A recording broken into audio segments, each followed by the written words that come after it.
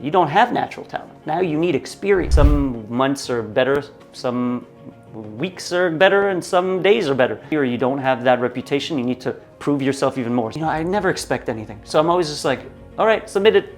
Hopefully, cross my fingers. Oh. When it is home, it is home. Saying, on roule pas vite, là. Ouais, c'est ça. Tu roules pas mal. You're not talking to the camera. I'm not. I break the fourth wall? What? I've never done that before. Maybe Third one's the charm. That's no, what they say. Third one's a fail. Another fail. 6 times was a fail. Background of this character. What's the environment? There's always like a bit of you in every character. Exactly. Then it's like, I could do better. I could do better. I want to. They don't necessarily want to see you nail every single word for word all the time. Like, if you get the opportunity to go on set, give it your all. Get hit in the head. No, you get hit by something. Get hit in the head and fall backwards into a mat. Jeez. The director comes in. She's like, "That was such an amazing work." What is up, guys? We are back with another episode of Breakthrough. Again, guys, you know the drill. If this is your first time listening, subscribing, watching, whatever, make sure to subscribe on our YouTube channel, Breakthrough by Ali, or on Spotify. Check us out on Apple Podcasts, Instagram, and TikTok. You know the drill. Okay, let's get into the good stuff. In today's podcast, guys, I have another actor friend of mine, also content creator, Nir Guzinski. Close. Guzinski. Guzinski. Okay. I promise we're going to get it at some point. Nir Guzinski. There you go. How are you feeling? I'm good. How's your day going? Solid. It's Montreal weather. It's a Monday. We've honestly been blessed with like really good weathers up until the last 3 days, I would say. Like it's been really frigid. But like you're from Vancouver, right? So I'm from here. No, but I mean like you've been living in Vancouver. You've been living in Vancouver. So the weather has been different. Like we've gotten roller coaster rides in the last like I think 2-3 years. It's been like really hot. In the winter especially, you get like the warm winter. Yeah. We finally had a little bit of a white Christmas. Yeah, sure we did not. In 2015, actually, I don't know if you remember. I was here in 2015 in Montreal. 2015? That's like 10 years. How do you want me to remember this? I know. Because I'm telling you why I remember this. It's because it's the only year, I think, on record where we didn't have snow literally until the New Year's, basically. 2015, I don't remember. I remember. That's how much it's still on my mind. But 2015 was one of the few years where we didn't have an ounce of snow until New Year's Eve, which is crazy. So we spent Christmas with nothing. We spent New Year's with nothing. But that's like Vancouver. You guys don't get snow much, do you? We get almost nothing. Yeah, you're right. Like we get like maybe 2 snowstorms. Do you miss that? Do you like when you come back? Is it like something that you look forward to in the winter? I miss it for Christmas because for me, like Christmas is just like the snow and the holidays and the whole thing. But true, honestly, no. I like the honesty. Honesty, no, not at all. I'm good. Give me Christmas. Give me winter weather from the 23rd, 22nd to the 2nd. After the 2nd, plus I don't want the cold. I don't want the wind chill factor. That's like -80, which makes it like more -10 more or whatever. You just tell me the negative. Just instead of going for like it's -3 and the wind chill is -15, and like just tell me how it feels like. That's all I care about. What do I feel so that I cover myself the right way? Because it's a mess. How many layers am I putting today? 4. Today it was 4. I got 2 pairs of pants. Luckily, I brought the right jeans. There's no hole in this one. Solid. That would have been another kind of podcast. I think Montreal is like one of the few cities where you won't want to wear pants with a hole in it because it is chilly to the bones, folks. I'll tell you that. So, okay.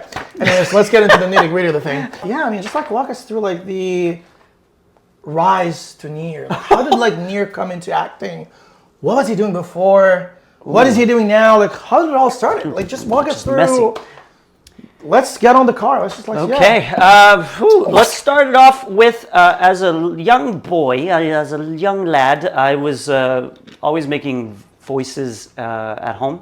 I was imitating people, imitating characters. I was always putting on a show in front of my parents and my family. And so impersonator, I like that. Very like a goofy impersonator kind of. I was just a very wacky kid, very goofy. And around, I would say around the age of 12, my parents were like, okay, this is annoying. Let's put him in something that's maybe he could use this weirdness and to the world. Right. So they signed me up to an agency. Okay. A talent agency? A talent agency. Okay. Back in the day called Focus International. They no longer exist. Okay. So I went with that. Because of you, they no longer exist? Yes, exactly. They were like, oh my God! Are you the reason they terrible? No, so I had a few auditions early on, and again, at that age, when you're that young, they basically tell you that it's a natural talent, right? Acting is natural talent. Right, you gotta have it. You gotta have it. Either you have it or you don't. Yeah, so right? I was like, I didn't have it. I was auditioning, but I didn't get anything.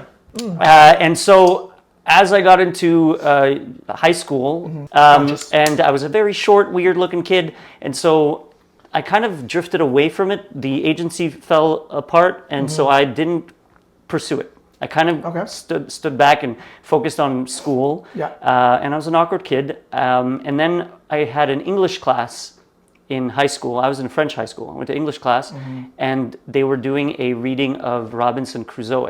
Okay, so how long ago we're talking? This is 15 years old, 14, 15. Okay, wow, that's a long time. Yeah, and so I kind of decided that at that point I was not very, I wasn't a popular kid. So I was in this class. We were reading this book, or this excerpt of a book, and the teacher asked, who wants to play the character? So I was like, I'll play one character. Yeah. So I played one character, and I can't remember what the character exactly, what the name of the character, but it wasn't the lead character. It was the sidekick or something. The sidekick, okay. And so I started, the second to the lead. The right arm. The right arm. So I started making a voice. So I put on a show, basically. Yeah. And everybody started to turn around and be like, who's this kid? They Yeah. started laughing. The teacher laughed. Okay. And that kind of got me excited about comedy. Theater and comedy and acting again. Okay. And then I joined the theater program, the theater class, or whatever, it was a workshop during the club in high school, and we did a couple of plays where I played an old lady, I played another old man, I played some weird characters, but that really got me back into theater. We're gonna cut to the old lady. Nir's answer. And then there was, and so then, I'll fast forward a bit more because this is gonna take forever. I still wasn't confident enough to jump back into the whole, acting world. And then I saw 10 Things I Hate About You, Julia Stiles, and I fell in love with Julia Stiles. Fuck yeah. And I was like, I really want to do that. I want to be in that world, I want to play in this world. And then I saw another show, maybe a year later, called Edgemont. Okay. So it's a Vancouver show. Oh. With Kristen Crook. Edgemont. So it was it was like a high school show about a school in Vancouver called Edgemont starring Kristen Crook. She was one of the lead actresses. And I fell in love with her, and I read up on her biography, and basically she was plucked out of that high school. Like they had open calls, and they brought her in, and she booked this role. She was never an actress. She never thought about it. She just tried it out, and she now is like, she went into Smallville and all that stuff. Yep. But that got me excited about getting back into it. Maybe I have a chance. So I went, and I was like, I'll go to the agencies again. Yeah. And so I signed up for an agency, but I was told, you're now 18. You don't have natural talent. Now you need experience. Okay. And so you've got the fun side. Let's get you a little more like on the professional side. Exactly. And that's when I started taking acting classes. I joined indie projects, school projects. Yep. And that led me to, just a plethora of acting classes and workshops, New York, Montreal, all around Montreal, different classes, and then signed with an agency. Nice. And then, the rest is history. Fast forward to prior to COVID, around 2018. Okay. History ended there, and then new history was rewritten. And TikTok, not TikTok, but Vine picked up at some point around 2016. Vine, if you remember Vine. If you do not remember Vine, it was the precursor to TikTok. So Vine is an app. It was a 6-second video app. How did I miss this? You probably slept through it very quickly. It lasted about a year and a half, and then it was bought by Twitter, and then it died. Vine? Yes. Are you sure? 100%. So you guys know about this? You know about this if you're old enough. So Vine was a 6-second app, basically at 6 seconds. So I saw this thing. I was auditioning here and there in Montreal, cyclical audition process. Yeah. And I see these young people making videos of 6 seconds that are sketch comedy, and they're blowing up. And so I'm thinking... On Vine? Okay. And so I'm like, okay, it's hard to get visibility in today's world at that time. As an actor, because I'm not auditioning a lot and there's not a lot of projects going on. So how do I get seen? How do I get my own work out there? How do I do, something that maybe gets me noticed to be like, okay, I would like to audition this person, or he'd be great for this role. And so I see this Vine thing, and I'm seeing these people that are not actors post these 6-second videos that are going viral, and they're getting recognition and visibility. And I'm like, okay, what if an actor and actors did that. So I started creating. So you saw a little window, a little breach. You know but I was also terrified to put myself in that world because I didn't think the industry would approve. I thought all the industry would look down at in internet acting or whatever. So I started with a Mickey Mouse doll in front of the camera. Okay. And I was like, oh boy, this is exciting. And made like ventriloquism or well, without me in the picture. Okay. So Mickey Mouse was just doing awkward, weird kind of gauche kind of videos. And it kind of did okay. And then finally I was like, well, nobody's on Vine really. Yeah. So I was going to be like, who's going to see me? Yeah. So I got in front of the camera. Okay. And I started doing these sketches, and one of the sketches was So like Instagram Reels and Stories a thing at the time? Not yet. They weren't? No. So that was like pre that? Yeah, that was 10 years ago. What about Snapchat? No. So that was before Snapchat too? Yeah. Well, no wonder I didn't hear of it, because like, I mean, that's before all that shit. Why do all? And so I made a character called the French Canadian Therapist, which was a character where he was doing therapy with myself. Okay. And he was French Canadian, and he was like trying to do his therapy in English and had an accent, and so it caused some confusion. Okay. And that took off on Vine. It did. On Vine. On Vine. Okay. And then Vine died.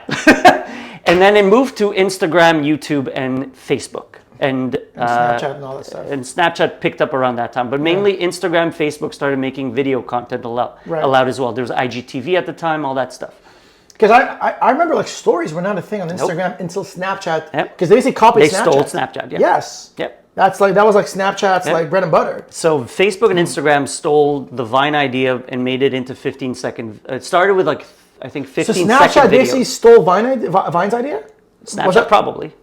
Snapchat was after Vine, way after. So Vine was like the original. The original. Okay. Yeah.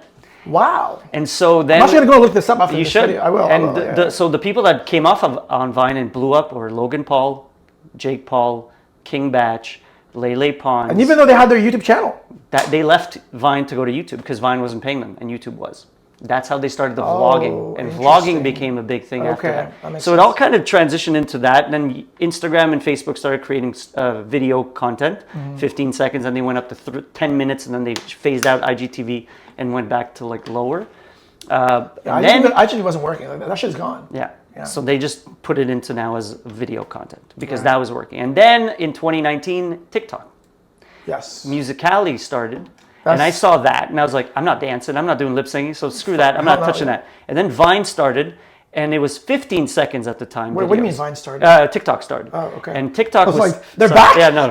TikTok started 15-second back, like videos only. That was TikTok's beginning. That's like the COVID era, right? Just before COVID. Before COVID, okay. Just before. And so I was like, I don't want to go backwards. I was making 3-minute short films on Facebook, on YouTube. So now you have to cut 2 minutes and 45 seconds and boil it down to 15 seconds. Yeah, and I was editing and scripting, and I was like, I don't want to go back to the Vine days where I was making 6-second clips. How now? Yeah. And I thought it was like... But weren't you killing it? You sound like on Vine, so like... I was doing okay. I wasn't killing. I was doing okay. I was starting to get some visibility, but then it died. And so I was like, forget it. I'm not joining this. But then all of a sudden I'm seeing that it's, again, the same kind of Vine world is starting. People are using music, and songs are picking up on TikTok, and people are starting to get visibility. Yeah. So I took some of my older Vines or smaller clips, put them on Vine of the therapist, the French Canadian therapist. All these videos you did back then, you put them back on TikTok. Yeah.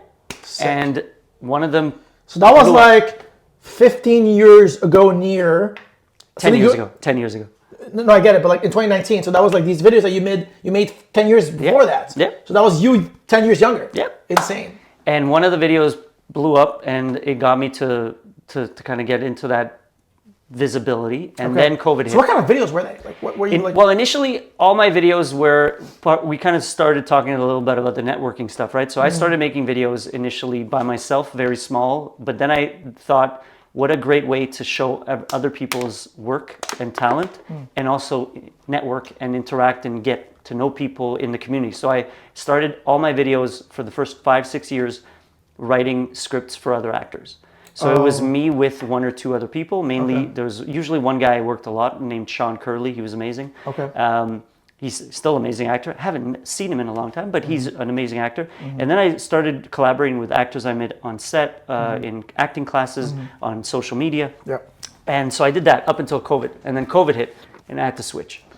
And then I started doing videos of myself talking to myself to 3 different characters. Similar to the one that you have on Instagram. Yeah, now. and that's what took off even more during COVID because I was talking about. I mean, people were at home. Like, what better did they have to do anyway? So. And that's the gist of the social media world, and then continued with the acting, and that's where I am today. I worked for 15 years in marketing. 15 years in the making. 15 years in the books. Now, speaking about books, do you read any book? I'm just kidding.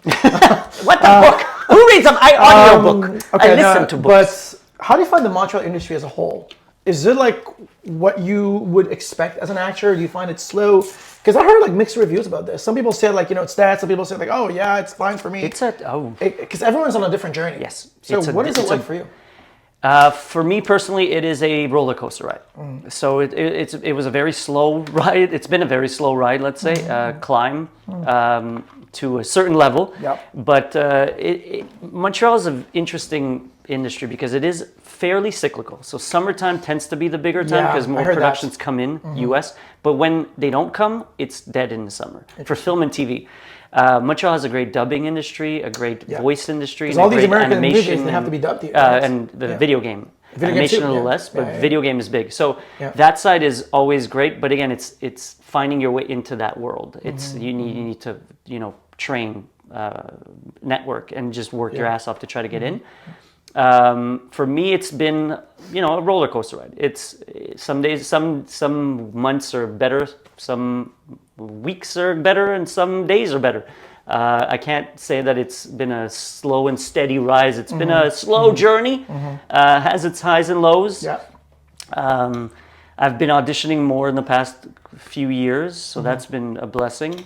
But yeah, it's a challenge. It's a challenge to get opportunities, and it's a challenge to continue to build on your success here because it's so limited with the amount of opportunities. There's not that many casting agents. There's not that many productions. Yeah, there's 3 ones. Yeah. So you have to dig. You have to keep working. You have to keep pushing. Resilience. And the English industry is also a tough industry in Quebec because the funding isn't always there, and the promoting of it isn't always as much there. What I also noticed a lot, correct me if I'm wrong, but I did notice they have been giving some shows to Montreal. Obviously Transplant was filmed here. Ghosts. We're gonna get on that because I know you had a little role in Transplant. Yeah. Now, also, do you remember The Recruit? The Recruit was also being shot here at some point. One season. And Alert. Alert was also shot. Yeah. So I was on Alert season 2. Congrats. Thank you.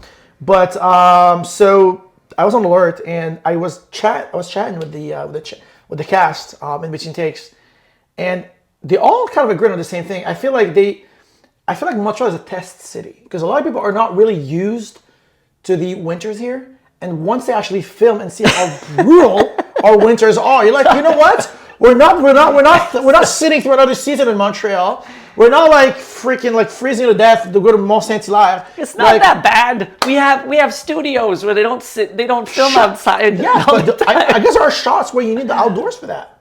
You know what I mean? But most big films are shot during the summer. That's why they do it in the summer. Right. Yeah. So do you find they do that a lot in Montreal where they test Montreal out for the first season? Because they did that for Recruits. And they did that for Alert, and both of these shows moved over to Vancouver. Yes, I don't know the reason is winter. I can't say for sure. I think there's a lot of reasons, probably variables with tax credits, right. Proximity to LA.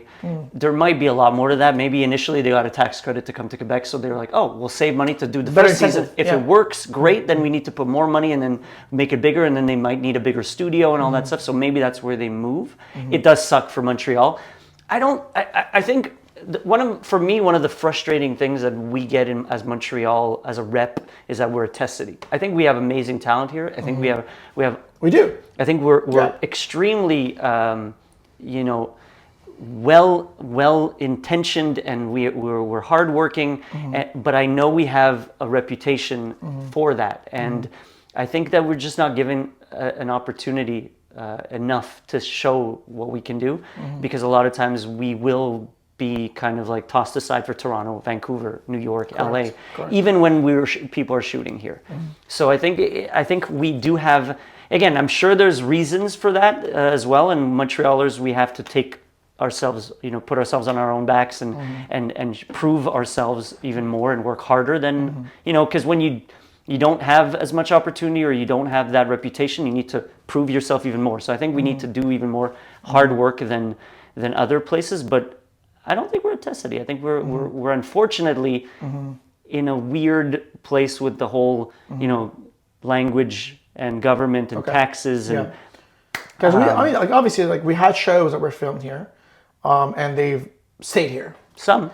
I just like it made me wonder when I saw Alert and Recruit, both of them moved over to Vancouver. So I'm like, is it the winters? Is it like? But again, it depends. I think it depends. There's I think they did shoot outside some of their scenes, so there might be some implication there. It's harder maybe. Yeah. But when you have like Ghosts and Transplants, all seasons are shot in Montreal. Yes, I agree.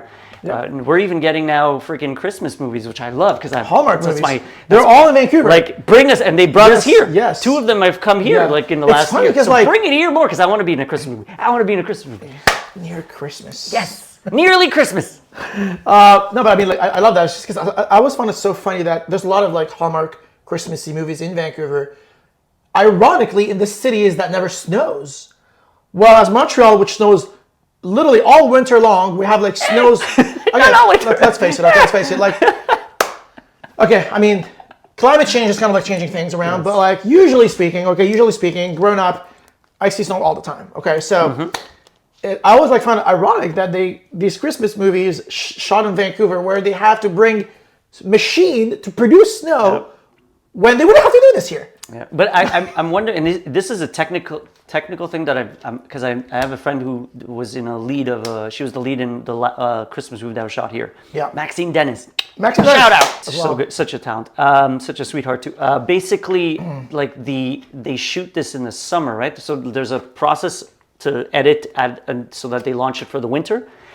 I wonder if, because otherwise they'd have to shoot all 1 year before, and maybe that's not feasible. So then in order to shoot in the summer, you need to either shoot it in a place where it's hard to use the real snow. So I guess it doesn't matter if they need the snow, but I'd love that they shoot more here. Because, the other thing that's, again, about Montreal, that's an amazing thing that most places may not have is we are bilingual. Like we can. One of the few cities in the world where we both speak English and French. Montreal, not Quebec, just Montreal. Yeah, which I think it's something that is unique to us. So if there's more projects that can utilize that in multiculturalism and that bilingual side of it of North America or Canada, bring it on. We will take it and hire me. Just like a plug. Plug me. Yeah. I love it. It's so funny. Okay. Let's go back to transplant because I know I wanted to touch on that. Yeah. I couldn't help but to notice that I've got your IMDb right here actually. Woohoo! 40 titles, man. That's pretty good. Well, you've been in it for like more than 15 years, so that makes sense. So transplants. Yes. Dr. Svensson? Svensson. Dr. Svensson. Svensson. Walk us through Dr. Svensson. Dr. Svensson. Who is Mr. Svensson? He was an anesthesiologist. Can't even say his own proper anesthesiologist. Okay. Yeah. So you're doing the anesthetics to people? My scene was literally, I wasn't very good apparently as an anesthesiologist because in my scene, I literally, you got to check it out. It was, we're prepping this patient that's motionless or supposed to be motionless. They're getting some sort of surgery or something. Surgery, and I'm supposed to keep him under. Okay. But during the scene, the patient wakes up. Oh. And the main actors are like, Dr. Svensson, what's happening? Oh. So literally, they wake up in the middle of the anesthesia while they're being like operated on? One of my biggest fears when I actually had surgery. That's actually very crazy. It's like you hear these stories when people wake up in the middle of their surgery and they're either alert and they can't talk or they're awake and they feel everything. That's terrifying. I didn't hear that they were awake, they feel everything. I heard that sometimes they might waken up, but they're still like kind of under where they're painless. Oh, I heard the opposite, where they're like screaming and they can't vocalize. They're awake. Oh, shit. Their brain's awake, their body's awake, but they can't move. Like they're just like, Okay. And so I've heard that, and that terrified the crap out of me when I went to surgery. That's very scary, yeah. But in this situation, that didn't happen. He actually woke up. He woke up in the middle, and then I had to put more CCs in him and the concoction to get him back under. It was a fun scene. Like I did the audition and That's I was like, fun. That's so fun. So how'd you do this in the audition? I'm actually intrigued. Did you set up like a kind of a bed? Yes. So I set up you can't see it, right? Like, so I set up a little frame, table yeah. with a little drape over it, and then I put my little coat, my doctor's coat, and I had an anesthesiologist cap that I got from Amazon. Shout out Amazon if you want to sponsor me. Yeah. For an It's never too late.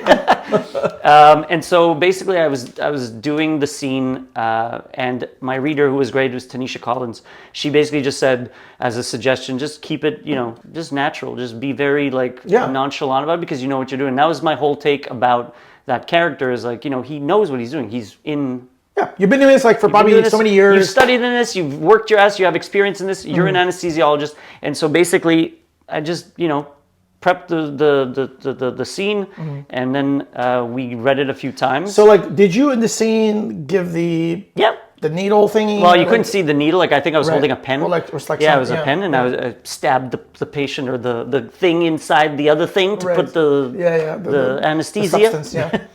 And that was it. Then I literally sent it away. And again, it was a small role that I wasn't. I never expect anything, so I'm always just like, all right, submit it. Hopefully, cross my fingers. And then about 2 weeks later, I get a call from my agent. She's like, "You booked." I was like, "What?" No callback, nothing. No, you just went straight in. Yeah, booked transplant. Yeah. Wow. So it was awesome, and Sick. the people on set were great. The crew's amazing. It was amazing. Yeah. They're done. Season 4. It's a Canadian show, right? Transplant. Yeah, it was a Canadian show. So yeah, hopefully we get another one. Yes. I mean, I did not watch the show.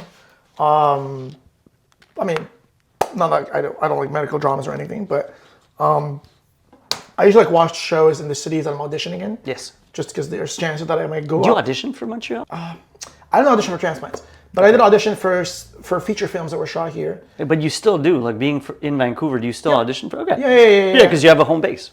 Yeah. I also have a Montreal agent as well. Yeah. So that's another thing. But yeah, I did audition for Montreal based projects.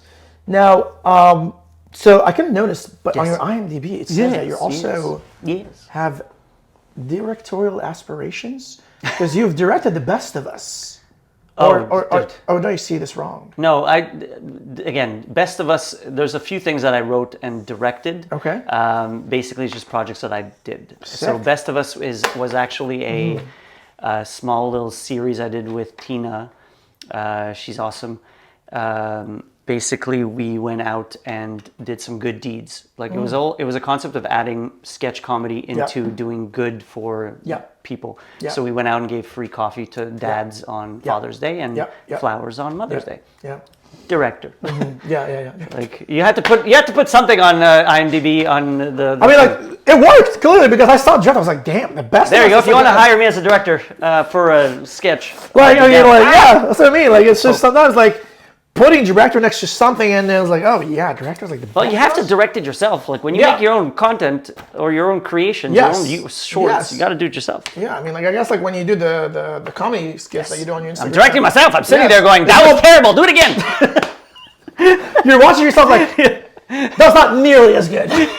Nearly terrible. But literally, this is a funny side note on my filming. I'll put the camera and then I will get into one character and sit there and then I'll do line by line. And I used to, when I was younger and I didn't know what I was doing at all, I was doing line by line. So luckily it was 6 seconds, but I would take the camera, move it, do the second line, reply, go back, sit. I was like, this is not feasible and really inefficient. Yeah. So now what I do is I'll do line by line, but I'll just go no. No.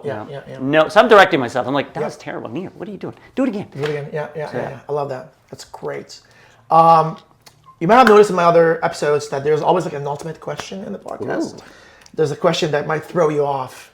And I know that you also speak French as well, which is nice. Oui, je parle français. So for all the French, not French, but I guess... Pour les francophones! No, not the French, for all the actors actually, but for anyone who wants to learn a French accent quick, okay?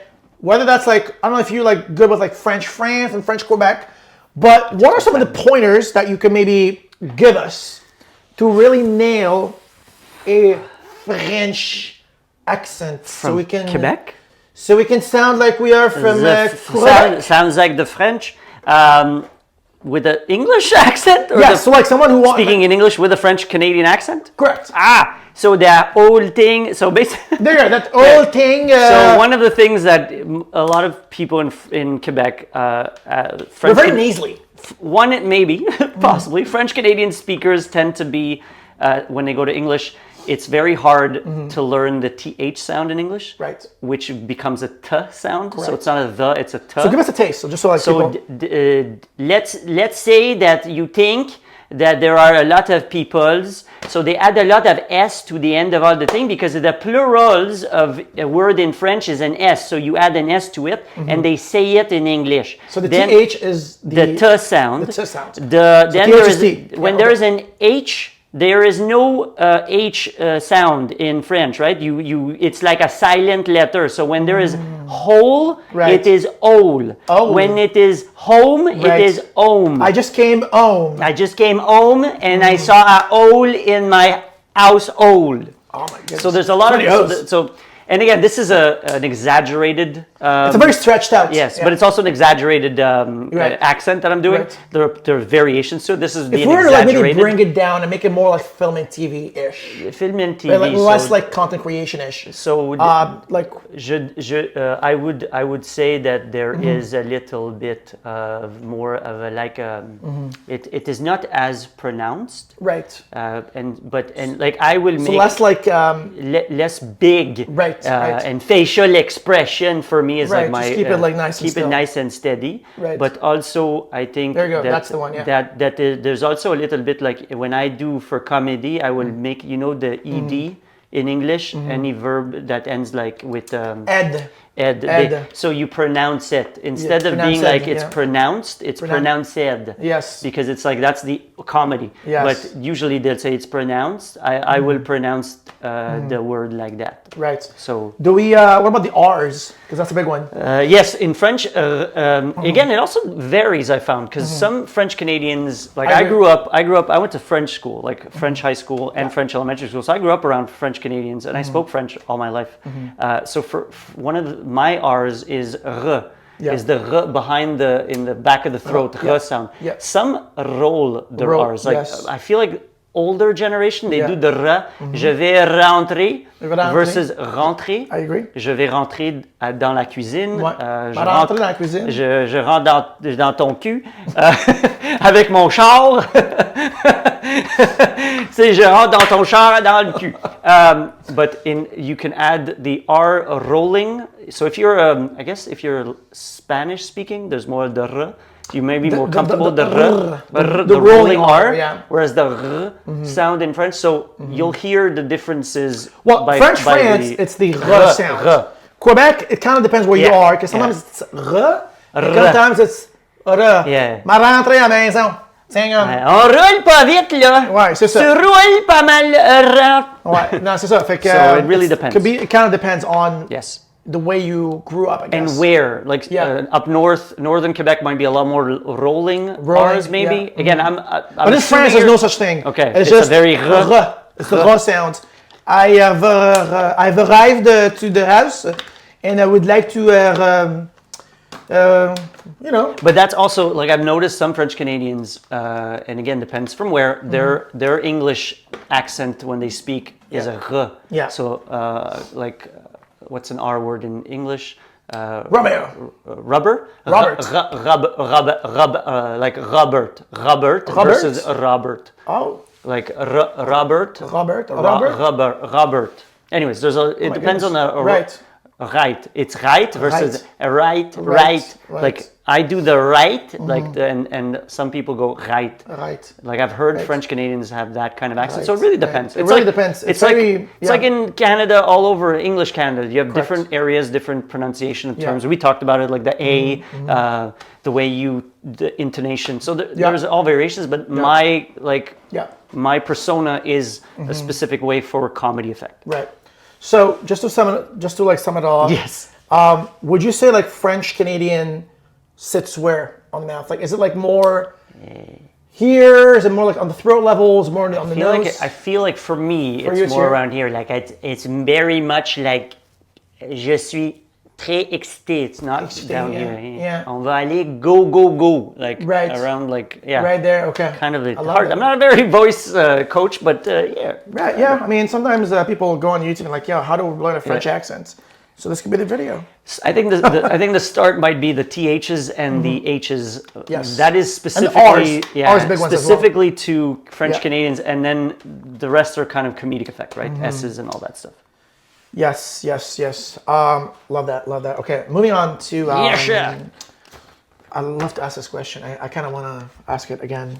What are we doing? I want you to tell me, or tell us actually, some embarrassing / moment on set. One of the moments that you've experienced that you were so embarrassed / maybe something funny happened, but something very memorable that really stuck with you. Is there like a story that you would like to, an anecdote or anything? Directly that happened to me? Yes, or on set. Like yes. that I caused, or that was in the set vicinity? Because Yes, I have an audition fucking... That you've caused. I have an... Okay, Yes. I caused. Yeah. Well, okay. I have an audition funny story that was terrible, embarrassing moment. But on set, do you want the set one or do you want... Give us both. I mean, Okay, so the audition one was my first ever union audition, and it was for a TELUS commercial. So TELUS, Okay. I just got a new an agent, and they submitted me. This was a first union audition, and I was a non-union, so I'm like, oh my god, this is my big chance. Yes. Super stressed. TELUS, Not really. I'm still green. Still not sure how to approach commercials or auditions. And TELUS is this is the era that TELUS basically had. The commercials were always with animals, right? So they were always animals. I've always wondered, like, why TELUS always comes with an animal? Always animal-based. This was the first one with a human. Okay. So I'm like, big opportunity. Holy crap. Right. So I get into the room and there's one guy. It's a casting director. He just sits behind a camera and he's like, all right, so we're just going to talk to the camera. And I'm already going, what? You're not talking to the camera. I'm not. I break the fourth wall? What? I've never done that before. Never done this in an audition or anything. But actually, in a commercial, you're supposed to look at the camera. Not always. Depends on the commercials too, right? Yeah. So I'm like, okay. So I sit, and I have like maybe 3 lines. So it's like, here I tell us blah blah blah blah blah. So I'm like sitting there, and I'm like, okay. Yeah. And the guy goes, all right, rolling, and I'm like, at TELUS, we line. I've been doing that in acting class for the last year before that moment, because all I remember is if you forget a line, just call out line. Somebody's on book. Right, right. So I call out line, and the casting guy goes, "What? Is there anybody on book here?" And then he's like, "Do you need to look at the script?" I'm like, "Okay, yeah, thanks." Look at it. Okay, and rolling. Here at TELUS, we know what it's like. Line. That same spot. A little further, 2 words further. Okay, I guess you picked up 2 words like the casting director was like, okay, you can look at your sides, just hold them with you if you want, look down. I'm like, no, it's fine, I got this. 3rd time. I passed maybe... 3rd one's the charm. No, 3rd one's a fail, another fail. 6 times was a fail. Oh my goodness. I went through 6 takes, all called line. My goodness. Except the last one. The last one I just froze. And then the casting was like, the director just went, thank you very much, Nir. That's fine. We've seen enough. I didn't get through the audition, and that was it. I was like, I'm done. I'm not an actor. I suck. I'm terrible. I'm never doing this again. And I went home, and I was like defeated. This is it. Went back to acting class and pounded myself, and got back into it. That deserves a sip of water. Go for it. Oh my god. On set, there hasn't been anything crazy embarrassing. I think my most embarrassing moment for myself, nobody else knew it, and I got lucky because of that. It was I love those. When you pick something up on yourself, but nobody else notices. Nobody noticed. It was in a rehearsal for the movie Snow Day. Okay. I had a small role again, Snow Day, kids movie, loved it. It was such a fun time. I get on set and it's with these 2 kids. My scene is with 3 kids. Basically, I'm walking down the hall and they stop me and they say something, and then I respond and then I leave. So we were going onto the set. I'm a day player, so I walk in. They're already all friends, and so I kind of interact a bit with the kids. And then we were getting onto the set, and the director steps in front of all of us. And he's like, "Okay, so we're going to do this. You're going to come here from here. We're going to do this. Okay, let's just run it." So, the kids start. The kids start the rehearsal. Rehearsal's up. Kids start their lines. They talk. Yeah. I drew a blank. I literally didn't have many lines, but I drew a complete blank. And I'm just looking at the kids, and my face literally probably read like this. as the kid says his line to then come to me, just before it turns to me, the director goes, okay, wait, cut. I just want to check the lighting on this one. And I'm like, I effed up. And then I get my sides out, the little hand booklet sides. I'm like, oh, yeah. And then we did the rehearsal and I got through it. Nobody knew except for my face, probably for the rehearsal camera. I was just like, that's crazy. So I totally blanked. That was, I guess, my most embarrassing moment on set. Apart from that, there's been nothing really. Maybe another one, I guess, there was an independent feature film where I had a role where I get hit by a shake weight. A what? A shake weight. Do you remember what a shake weight is? No. It was a weird infomercial product about it's like a weight that, like, for women or men to improve wrist, or I don't know what it is. And basically when you move it, the weight kind of shifts. Okay. And so the scene is the guy in the room or the woman in the room is holding a shake weight and she does it and then she throws it at me, but outside the door, and I'm walking by and it hits me in the face. Right. And I'm supposed to fall backwards, but like I wasn't I'm not a stunt person. Yeah. And I'm supposed to get hit and then fall, but not directly back. I'm supposed to fall back. Yeah. And I did this, like we did, I think 12 takes. Yeah. And I ended up hurting my chest, my pec, and I was like injured for like 3 weeks after that. Oh my goodness. Yeah. Jesus. So make sure you know how to fall Yeah, properly. Train in stunts. Yeah, I do a stunt class. Google like how to fall on set or something. Yeah. I guess those are my two, but I'll go with that. Good. Oh, that's good. These are really good stories. It makes up for like really good memories too. So. Okay, let's talk about. Let's just shift gears a little bit. I want to know like your acting process. How do you tackle an audition when you get one? Do you start learning lines? Do you break down the script? What do you do with it?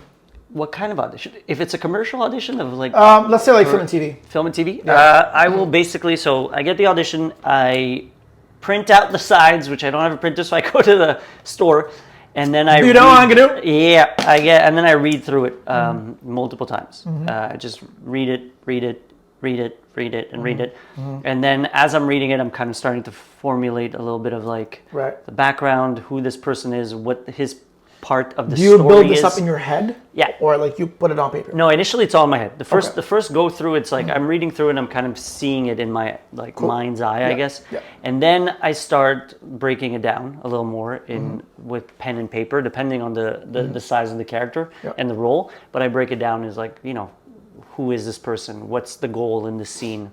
Sometimes, it's not that deep. Like sometimes it's a one-liner, so you just have to move the story forward and you're just there for exposition or for some sort of... just like filling in. Yeah, so you still create some sort of, background of this character. What's the environment? What's the setup? What's the circumstances? What's the time of day? What's the mood? Right. And then I kind of go through that. And then I'll run it in my head, and then I'll run it verbally, let the words come out of my mouth. So when you say run it verbally, do you just say, like, let's say if it's a dialogue, do you say your lines and your other character's lines? Like, do you just say it all? So it depends on how long it is. What I sometimes do as well is I'll record the other character's lines and then put a beat in between. Interesting. And that takes a lot of like timing as well. So it depends how long the character, like the scene is. But if it's like not too long of a scene, what I'll do is I'll record I'll read through the other person's lines and then take a like say it but quietly in my head, my lines, and then speed memory, and then I'll just listen to it and then respond. That's one way I do it. Other times I'll just try to understand what the scene is, what the conversation's about, and then go through it that way, reading through it, and then saying my lines, reading through it, and saying my lines. I love that. That's good. Different ways. I've also started, depending again on the length of scene, one of the ways I've tried to mimic audition kind of environment is I'll raise my heart level to the point where it's like the nerves, where you kind of feel nervous, so that I'll do the scene. How do you raise that? Push-ups, running on the spot. Like physically. Physically getting your heart rate so that it mimics what it feels like when your heart's racing in a nervous situation. Correct. So I tend to get my heart rate. Yeah, for sure. So it kind of just like, it's kind of like the whole Meisner or the, what's his name? Stanislavski, the whole thing about putting yourself in the actions so that you repeat, and then it becomes like second nature. Right. Yep. So in a sense, is what I'll do is I'll even do the dishes and then kind of work through the lines, just to not focus only on lines, but focus on doing and being in an environment. How do you like build a character though? Like, how do you know? Okay, this character needs this accent. He has this. This is the tone of his voice. This is how he's dressed. This is his mannerisms, his body language.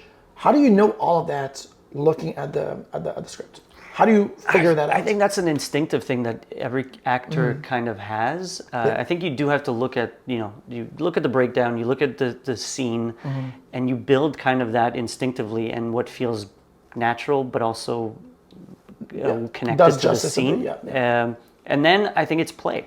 Like for me, it's like I'll say it one way, or I'll try a different voice, or I'll try a different tone, or you'll mess around with it, Yeah, and then you mold it into something that feels good and natural within your body, and then that speaks to the scene, and then you try it out. And then sometimes you do a take, and you're like, I don't like that. Let's try something else. This is not the character. And other times, you'll discover something in just by playing off of your reader. True. So you'll start the take, and then your reader gives you a different, because you've read it in your mind one way, and somebody else reads it a different way. Sometimes they don't even give you anything. Acting is reacting. So like the way you said the line is always dependent on the way you receive the other line. Which early on wasn't how I would operate. Right, early on when I was starting out in Super you Green, rehearse it one way, and it's doesn't matter the delivery. memorize the rehearsal, right? You memorize the. You don't want to do that. You don't want to get that. No, and so you learn that. I think for me, it's been, just the experience and repetition and learning and being on sets and being in classes and working with other actors. You get a sense of what it's like to just embody a character and just be in the moment. It's not, again, I'm not saying it's an easy task by no means. That's why you study and you work and you train. But it's definitely like an instinctive thing that I think comes to a lot of actors. It's, this is how I would portray this character because I feel it in my body and I feel it in my way of being. And also you infuse a little bit of you in all your characters, right? It's you. In its essence, you're part of that character. He's you. Yeah. You're him or her. So there's always like a bit of you in every character. Exactly. It's never someone who is... I mean, it is a character that you're building, but you're also like sprinkling a bit of your own persona into that character that actually makes it a bit more like different, for the screen and someone that people can actually relate to. Exactly. I think it's, you're, as a human being, we're all different. Our personalities are different and nobody's the same. And so any character that we embody is going to represent a little bit of what we bring to this world. And I think that is, in its essence, what a character is, right? It's our own interpretation of that character, and then we become that character. Yeah. My weird sketch characters are literally a part of me. Yeah. They're not, like, people will tell me, oh my God, I didn't know it was one person. I'm like, well, okay. It's clearly one person. But I changed my hair a little bit. I put glasses and props. But also, my tone of voice is changing. Like with one character, it's high. The other one's lower. Facial expressions are different. It depends on each character, But it's a part of me. Like each person, each character I play, there's a little bit of me inside of all of them. I agree. And a little bit of them inside of me. Yes. Yeah. That's how it should be. Yeah. That's great. So you read the script, you start like really like running it in your head, and then you put it on paper a little bit, and then once you start filming, do you just like film it until you're kind of like, until you get the take, or you really just like, okay, you know what, I'm doing 30 minutes of like filming, I'll just take the best take in those 30 minutes. I wish. I am terrible. I'm a perfectionist. I'm a perfectionist. Okay, I am very much, and with the great imposter syndrome. Yeah. It's a great mix. But basically, it's so weird because on one side, in-person auditions, you don't get that luxury in person. We don't get them a lot. We get them a lot more in commercials, but on TV and film, it's been a long time now. It's been over 3 years. Yeah. But in-person auditions, I was always more nervous with, because I would put pressure on myself to be like, okay, I got to impress this casting agent because there's not many in Montreal, and this is one opportunity in 6 months. I got to do this. This was early on in my career. I was very much like, okay, I got to do well. So it was so nerve-wracking, and I would sometimes freeze and all that. So one of the things that also helps is improv. I think working in improv, I did that, you kind of you kind of develop an ability to pick up on just, you understand the scene, you understand the character, you go with what's going on. So that has helped also throughout the years. But on the flip side of it, So I love self-tapes because I'm like, okay, I don't have the pressure of going in there and having to see these people that I need to impress, which again, it's easier said than done when you hear like one of my favorite kind of speeches or anecdotes or insights from Bryan Cranston is the whole thing of like, you don't have the job, you're just showing who you are and you're presenting your take on the character, just play. Your auditions are all about that. In my head, I'm like, I get it. I totally understand. He's right. I know. I get in front of an audition, I'm like, pressure, I got a book. So it's easier said than done, but it's, you get better by doing. But having a self-tape opportunity to me is that like, okay, now I can focus on just doing and playing and not putting extra pressure for no reason. But then comes the opposite side of it, which is then it's like, I could do better. I could do better. I want to, and then it's like an hour later for 3 lines and I'm just like, oh my God. So being able to go into an audition room, doing 2 takes and getting out, or 1 take and getting out. That's a skill. It's a skill, but it's also like, you know what? I'm putting myself in there. I'm under pressure. I've done it, and I'm out, and that's it. Spent 20 minutes. I don't think it's like bad. It's a bad thing to actually be a perfectionist because you also like want to give quality work. You don't want to send something crappy. But at the same time, I think you should also like, in my opinion, like I usually like whenever I do something, I just like trust the process. I don't know if you've read this book, The Power of the Actor, by Ivana Chubbuck. Phenomenal book. She explains like 12 steps, and the last step is letting go. Right. This reminded me of an acting class in New York where the first thing they said when I stepped in, we were sitting down and they walk in 2 teachers and they said, so what you're going to learn from this weekend workshop is this. And we're like, what is that? What am I doing? They're like, just let go. Let go. Letting go. Just let it go. Trust the process. And if you've done the work, if you've really like prepared it, if you've done everything that, if you know your goals, your obstacles, your tactics, all that good stuff, it will be there, right? So sometimes when I'm doing something, and even if I'm not like, and again, like sometimes I do get really nitpicky on all those takes, but it doesn't do you like anything to like really sometimes overdo it, because it is an audition at the end of the day, right? Like it's just that you'll have more time on set if you do book it, but also you want to set a solid audition so you do make it on set. But I agree, like if you've spent time just like rehearsing and like you've done the work, your goals, everything, it'll show in the delivery. Well, one of the things I learned from also, because now as doing self-tapes, you have to edit it, right? Yourself. So you rewatch all of your auditions. So when you do like 30 for like 2 lines and you watch over the audition and you're like, nothing is really different from the first take. Right. So why did I keep doing it over and over again when I could literally have just sent the first take? So you kind of start, again, this is through the experience of doing it over and over again, is you learn that, like unless you're making it drastically different, 1 or 2 takes is enough because it's not going to be that much different, especially when you're not doing a 4-page audition. You're doing a 30-second to like a 1-pager. It's not going to be that revolutionary of a change when you're redoing 17 takes. Correct. And this actually reminded me of a good story because like sometimes I used to be like super nitpicky on myself where I would like do a take and I would like send them to my friend and I'm like, hey, like, what do you think of these 3 takes? And they're like, honestly, they're all the same. And I'm like, what are you talking about? Wait, you didn't, oh man, like, no, but like, look at the take 1, like I blinked after 5 seconds. You didn't see the blink on second 5? And like, no. So there's stuff that we only and that's the perfectionist side of us, and also just of being a human being that is like watching yourself. It's super judgmental. Like that's one of the things about theater that I loved about theater, but also like discovered through theater is that when you're on stage in front of an audience and you are doing your lines, and you're like, last time you said this, and you're like, fuck. I screwed up. I took a beat. I swallowed. They all noticed. It's over. And now you're in your head. And then you're spinning. And then you finish the show and they're like, how was it? You were amazing. I'm like, no, I fucked up. I totally screwed up. But nobody noticed. And then they're like, what are you talking about? It was amazing. I didn't notice a thing. You're like, what? You didn't notice Nobody notices. Like, if it's a drastic, like, on set, you're like, I mean, like, obviously, if it's like a clear fuck up, for sure. But overall, if you're able, and that's where, again, the improv thing comes in, if you're able to adjust on the fly, remember what you were talking about, not, it's hard when you're doing an audition or a take, and all of a sudden you have a line and you forget one word, but then what you do is you start going, it's like easy to see that something's off there. But if you're just, instead of saying the word from and you go, you're going there, you keep going, nobody's going to really notice, or it's not going to be that dramatic. They want to see you. In the grand scheme of things, it's like the overall performance that people look at, the journey of the character. If it's there,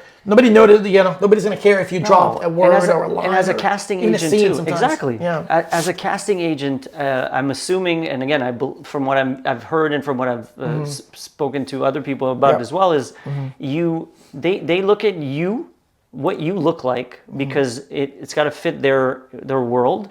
And they look if you can act. They don't necessarily want to see you nail every single word for word all the time. Like as humans, we sometimes stutter. We use filler words. We hesitate.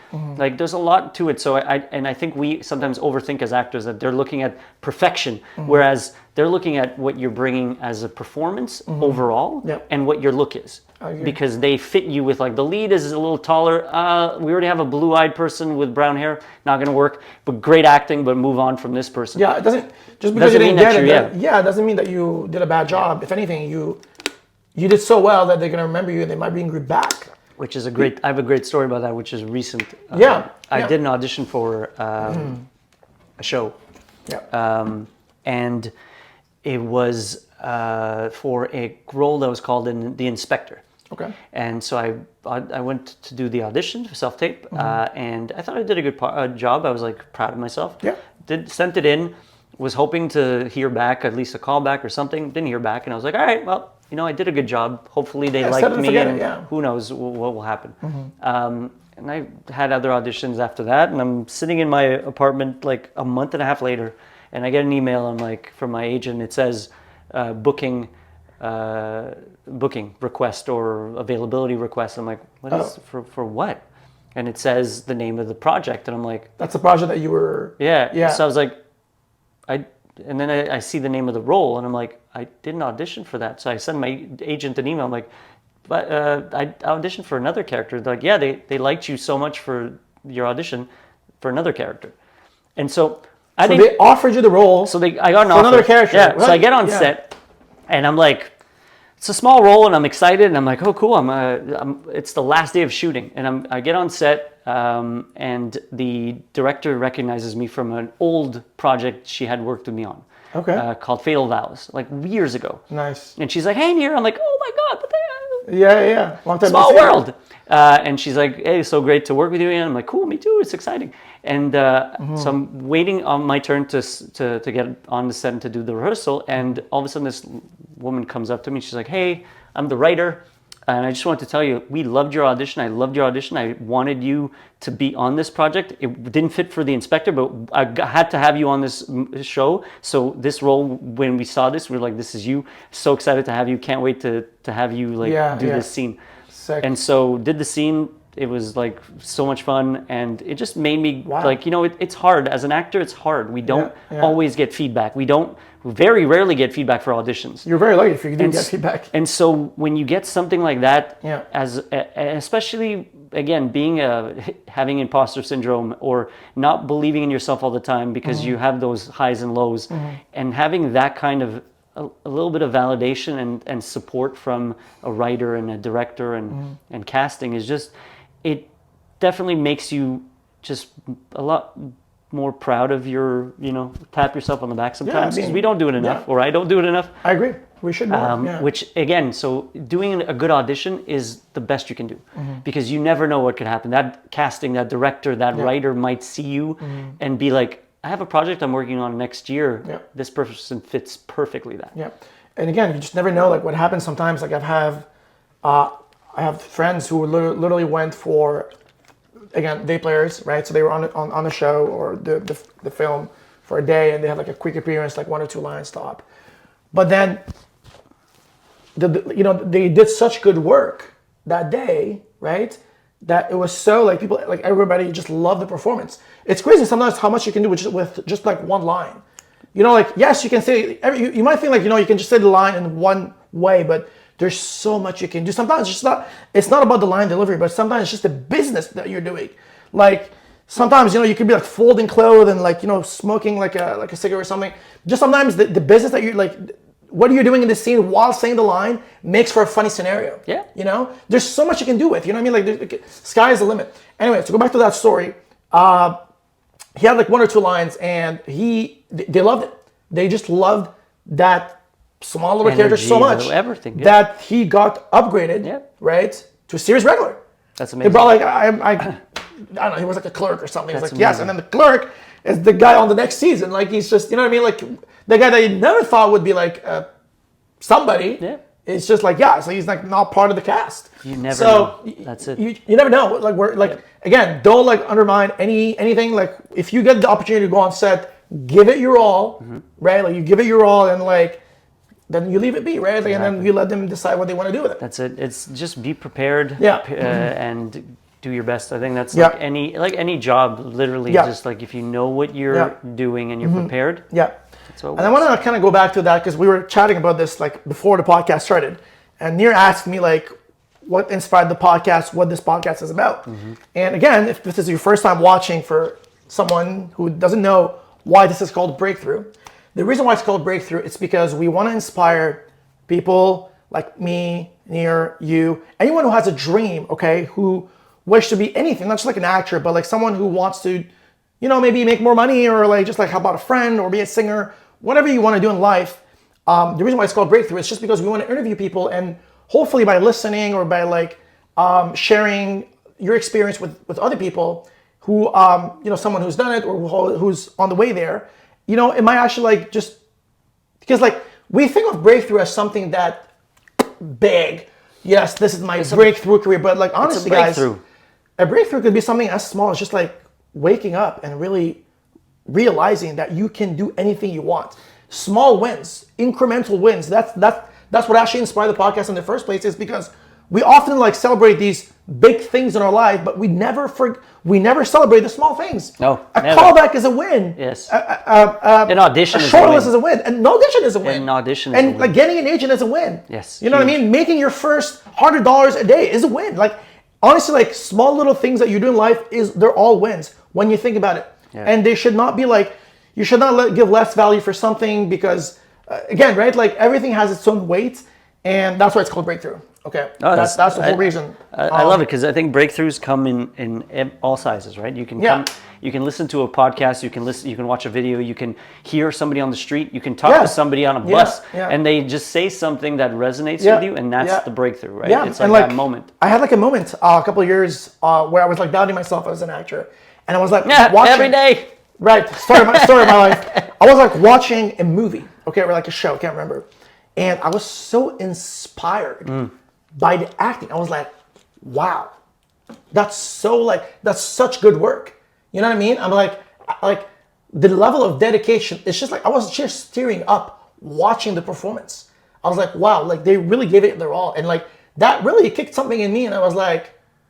And I wake up the next morning more driven than ever. Yep. You know what I mean? Like this is a breakthrough, right? Like so it's those small little things that doesn't have to be like, oh yes, I booked a lead on the new show. I mean, that's a good thing. That's amazing. That's amazing. Don't get me wrong. Jesus. But also like, getting your first audition, that's huge. Yeah. That's good as well. Yep. Right? So again, we just want to inspire people to go after their dreams and go after what they actually want. And we're all rooting for you, right? So this is what this is all about. Love it. I want to get into another. I want to talk about challenges for a bit. Challenges.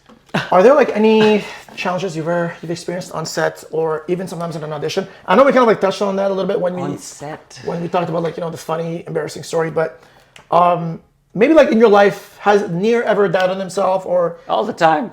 Yes, every day. I agree. But I'm sure there's moments where you really felt like. Sometimes you do. Yeah, you know what I mean? There's a few. One of them was I did theater for a long time.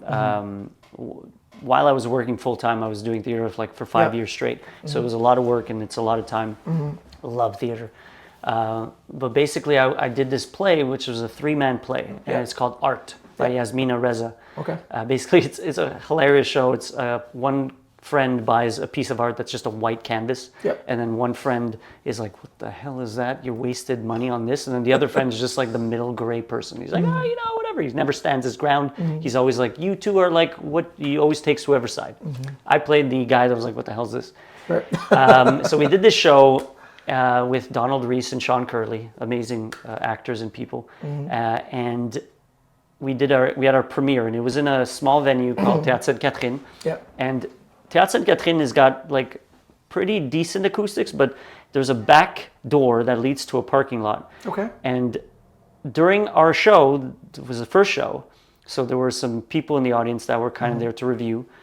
And I would hear voices of people talking and screaming in the back, so in the parking lot. And it distracted me. And so you can kind of tell that I'm not fully there sometimes. And so the review came out, and it was like, this was a fun show. Donald Reese and Sean Curley were amazing. Nir Guzinski couldn't keep up. Couldn't keep up. And that devastated me. That literally, like, I was like, this is it. I'm terrible. I'm not a good actor. I blew it. I blew my chance. How am I going to overcome this? And then for the next pretty much 3 months, I think, I went to acting classes. I was going back to the same acting class. I was always every week there. And even my teacher saw that it shifted literally my confidence. It shook my confidence, because the next week of doing class, she looked at me, she was like, I feel like you're back to square one. It looks like you're not there. And because I was totally doubting. That? Oh, no, yeah. I was doubting myself fully. And she was just like, look, basics, go to basics, take breaths, know what your role is, know what the goal, do all the work that go to the but basics, all I was in my head about was that I'm not good enough, because I wasn't good enough on that night. But it was that one night. The rest of the show, I was actually really good. Luckily, the review came at the end of the show. So the rest of the nights I was fine, and people loved the show, and we had great feedback.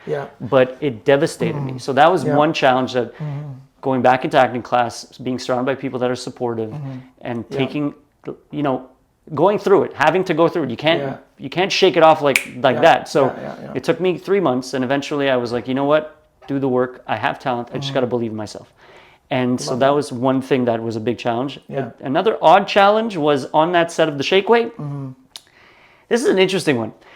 I was a day player, walking in, say a line, get hit in the head, fall down. That's my scene. We break to lunch, and the director pulls me over. He's like, Nir, I just want to talk to you. So just to let you know, you have a little bit of a stunt, because you have to get hit in the head and then fall back.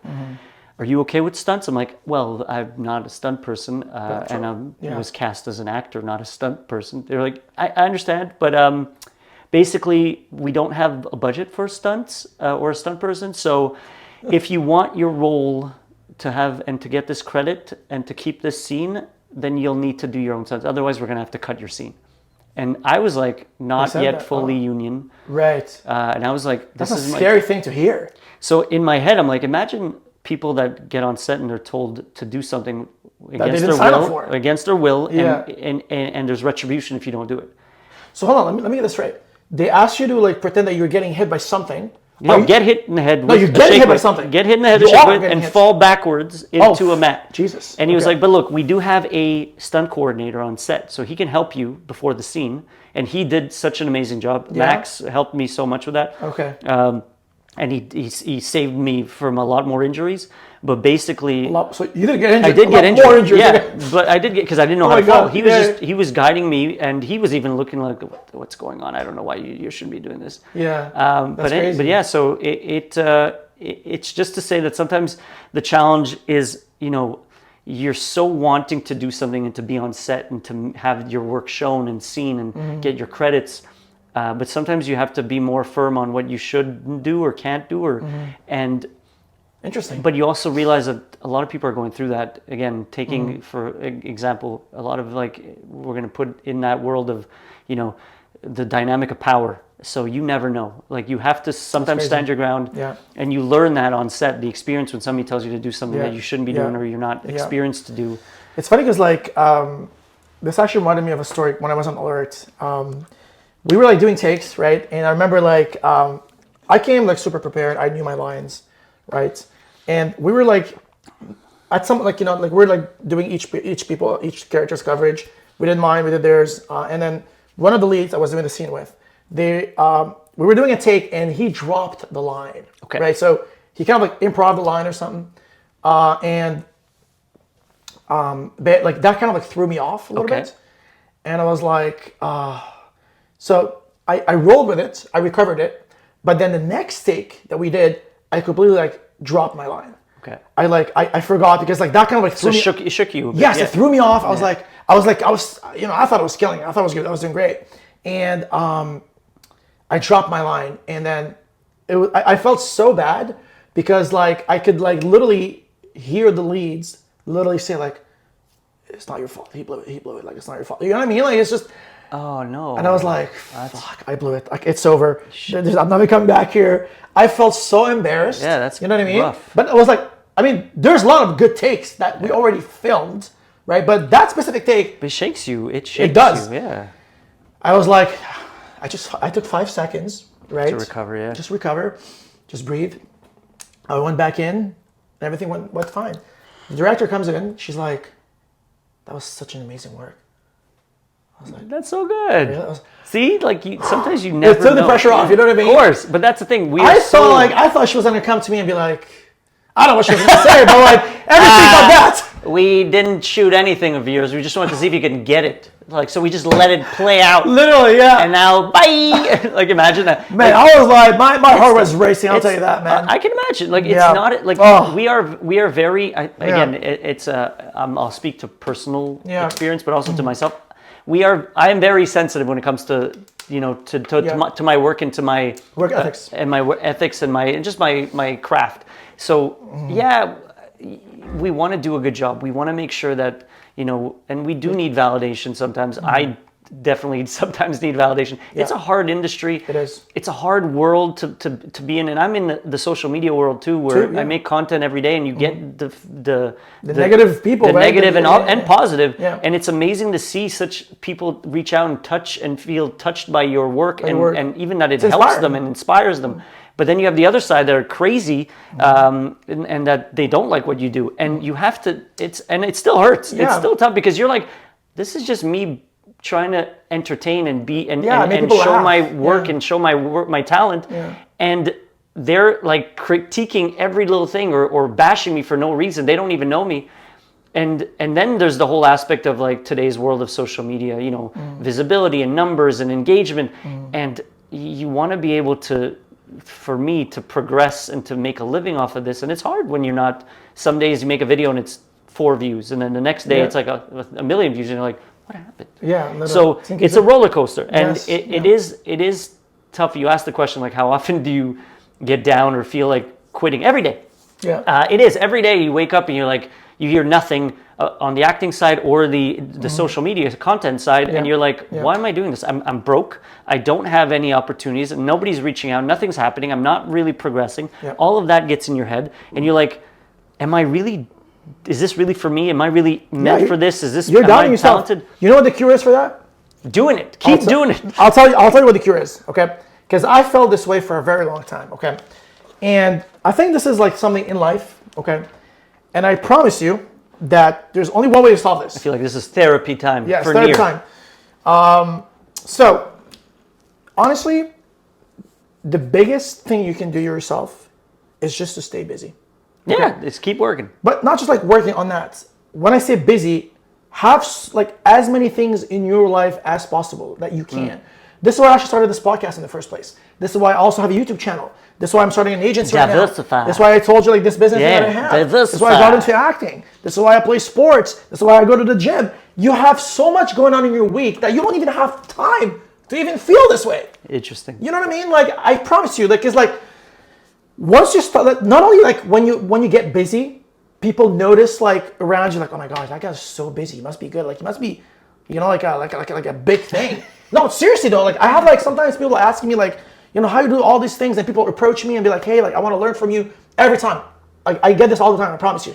That's the beauty of it. It's it is. And like again, like I don't say like I don't feel this way sometimes, because sometimes I do an audition, I'm like, oh man, I deserve this role, and I feel like I killed it, I nailed it, but I don't get it, and I'm like, again, like it doesn't happen as much, but like maybe everyone once in a while we all have these thoughts, but I don't have these thoughts as regularly as I once did, because I just have so much going on in my life. You're keeping yourself busy. Yes, your mind's not racing. Yes, man. Like I mean, look, if you feel like you are not getting paid enough, go out there, like like get side hustles, try new stuff, watch real estate videos, get into the stock market, try a new job, try a new hobby, go do improv, try stand-up comedy. That's something I want to do, by the way. I'm like scared to hell, but I want to get into stand-up comedy. Guys. I did it once. You want to watch me fail sometime? Oh, it's an awesome experience. I want to try. So much respect. Once you live a fulfilling life, and like this is actually one of the biggest. I like how this turned from acting to self-coaching. Self-coaching, yes.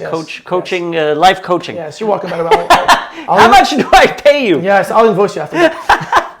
But no kidding. But like one of the biggest advice that I've ever received from Marius Gavrilis. Okay, he's a friend of mine, and basically he's killing it. Okay, like this guy's like he lived in the States, he lives in Germany now. He's like an amazing actor, phenomenal voice actor. Okay, he's been on so many things, he's dubbed so many things, and he's just killing it.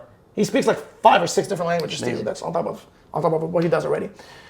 You know what he said? He said, honestly, like if you want to make it as an actor, if you want to live like you want to live like you want to be booking and stuff, he said, just go through, live a fulfilling life.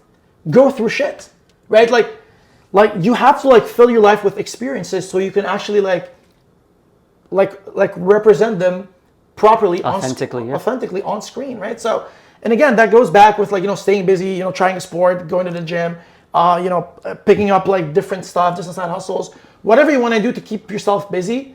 This is the cure that I realize, at least for me. I don't know for every people, but I can speak for myself. Oh no! This is how I actually make myself feel better, because I have so much going on that I don't feel these thoughts.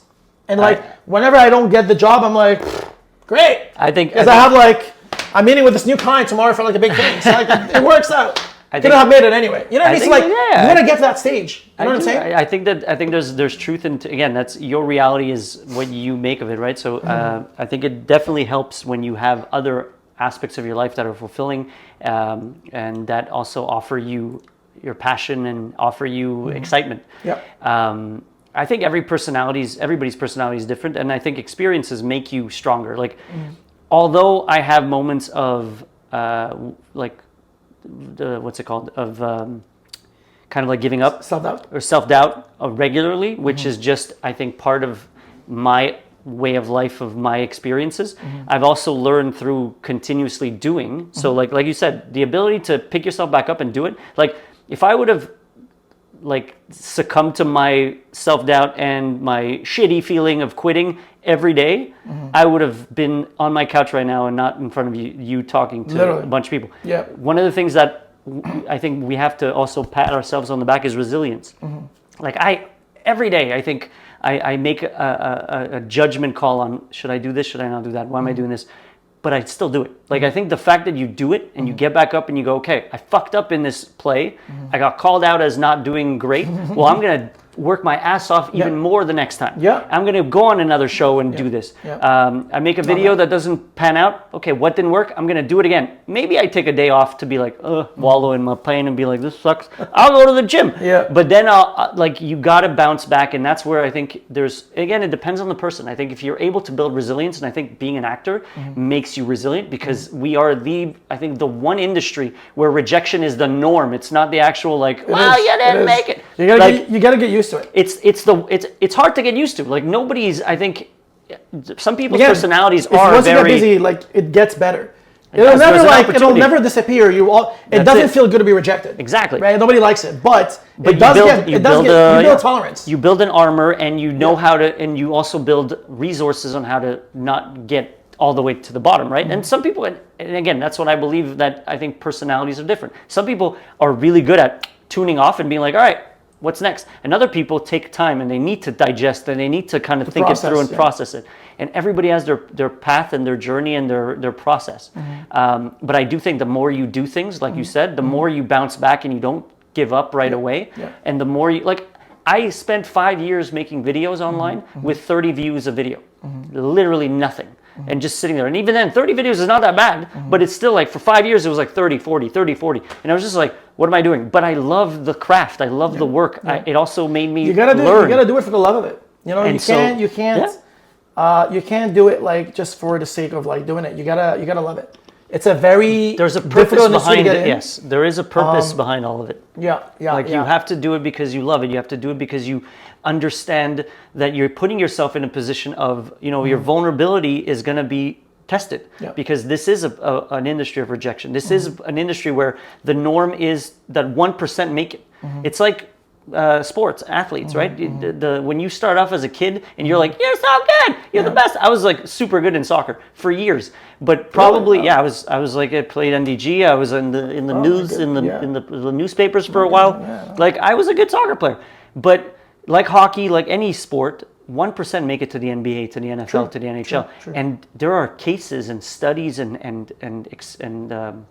a lot of people that have gone through those experiences where they suffer from depression afterwards. They don't know what to do with their lives because and so there are, because they've spent their entire life like being told they're the working best, towards this one thing. They don't get it.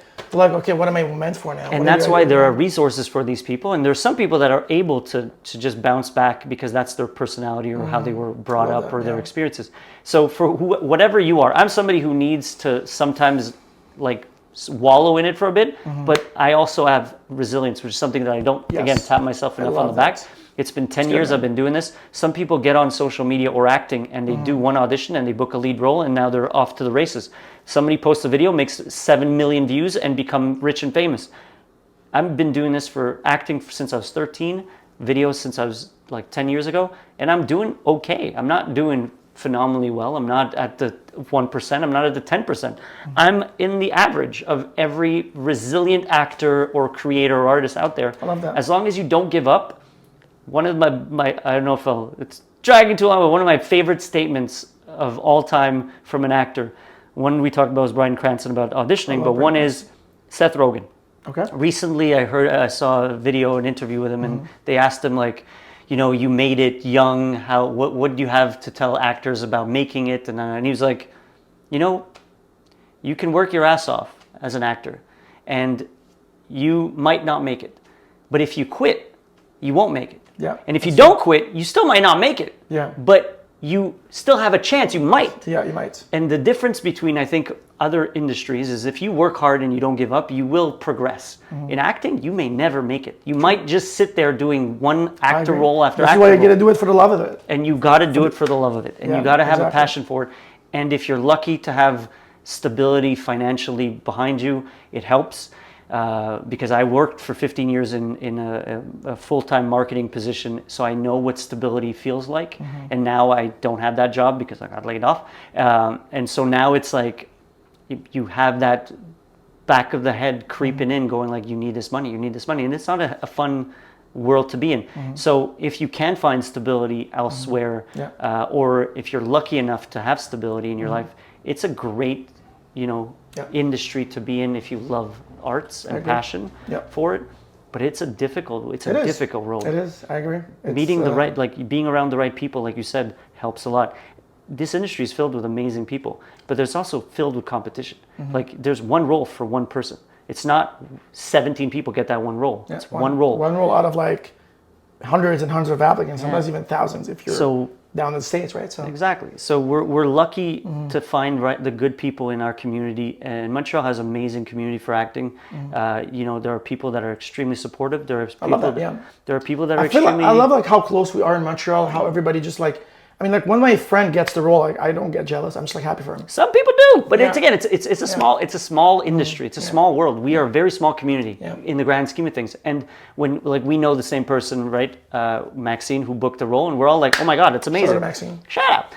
And then other friends of mine that have booked roles. Again, if you're a good person and I think you are talented, then you should be celebrated. You should find that recognition, and we should all celebrate it because it boosts Montreal up as a community. When Transplant was filming here and we got a bunch of Montreal talent to be lead or supporting roles, this is an amazing thing for Montreal. Oh yeah. And so congrats to those people, and that helped us. And You know, there was one of the other people I'll mention quickly, Julian Stambouli, who's, I don't know if you know of him. He has the Bean Duck. Bean Duck. And so he started with a bunch of friends, LARPs.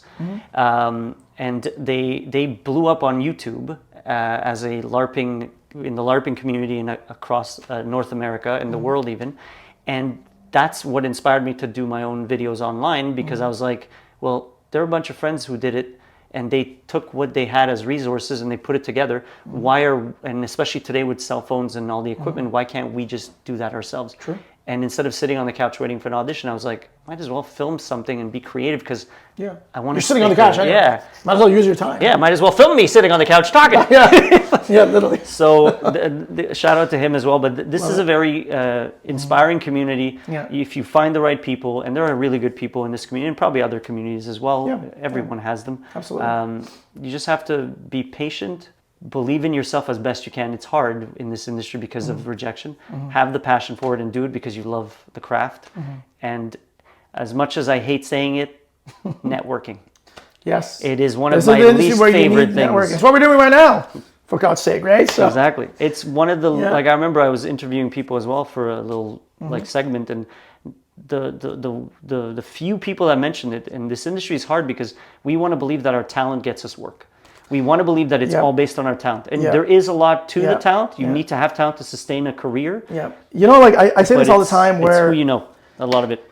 It's very unfortunate because we live in a life where we think that we deserve to be rewarded for our efforts. That we deserve, like, I put so much work into this. Oh my God. If you only knew how many hours, how many like days I spent on this audition, like you wouldn't believe it, right? And we feel entitled, right? We feel like we deserve, right, to be rewarded, to get the role, to get the job, to get whatever. But life doesn't work this way, unfortunately. You know, you might put as many hours, as many like whatever, into something that you think that you deserve, and you actually, you know what, you do deserve it. The worst part is that you actually do deserve it, and then you deserve to get it.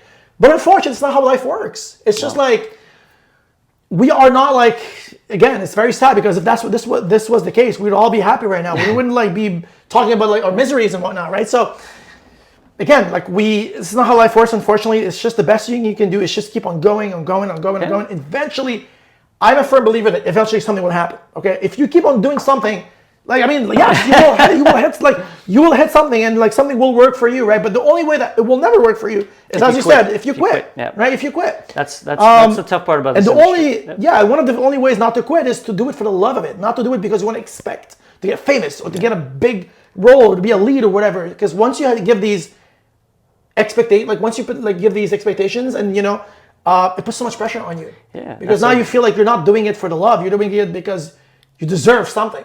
Which you do. You deserve something. It's true, but like, it's tough. Yeah. Yes, you know what I mean? It's extremely painful to like we talked about with the NHL players or the young players that want to make the NHL, the NFL.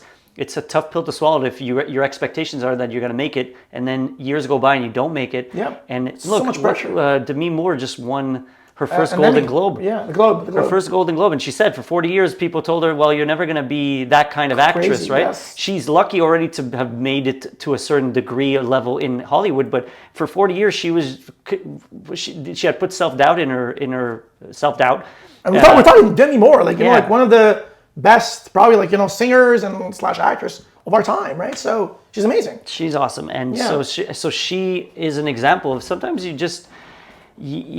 Sometimes you get, and again, I do believe that it's circumstantial. Like I'm not a firm believer that if you work full, like nonstop for the rest of your life, it's going to happen at some point. I think it's also your outlook on it. Like you might get, like out of all the work you've done, all the editing you've learned, all the stock trading you've done, all the experiences you've built, you might want to be an actor, for example. Take the acting side. Like you work all your hardest to become an actor. You train, you put all the money in the world, you put all the hours.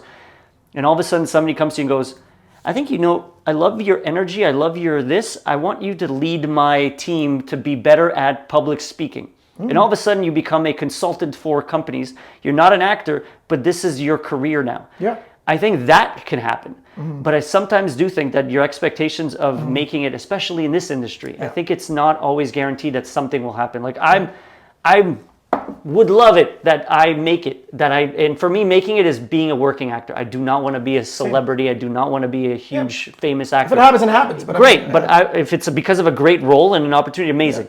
I would just want to work as an actor as a career. That this is my career, to be creative, to be making people feel, making people think, and showing my talent and telling a story. That's my goal. That's my hope. If it might not happen. Like right now, what is that? I'm doing it because I'm putting out my own work and I'm making people laugh. So I am doing it. I'm not getting rewarded for it financially to make a living off of it. Even though you deserve to get rewarded, but maybe, it's not hopefully. Yeah. But maybe again, I could say, well, forget money, move to like some random neck of the woods, buy land for $20 in Fiji, if I can afford it, get there. Who knows? And then make videos there, and then be like, this is like self-sufficient for me. Yeah. But it's like, I think it is perspective. But acting it's true. The more you give yourself a shot. That's what it is. You're giving yourself a shot. You don't quit because then you won't have a shot. Well, what a great way to end it, isn't it? Yes. Okay, we're gonna end it here. Again, thank you so much, guys, for watching, for listening. Again, don't forget to subscribe. Follow, all that good stuff. Thank you so much again, Nir Guzinski. He screwed it up again. Oh my God, twice. Guzinski, twice. Nir Guzinski, everybody. Let's give it a much. shot. And thank you so much again, guys. Be safe and happy. Thanks New Year for again. watching.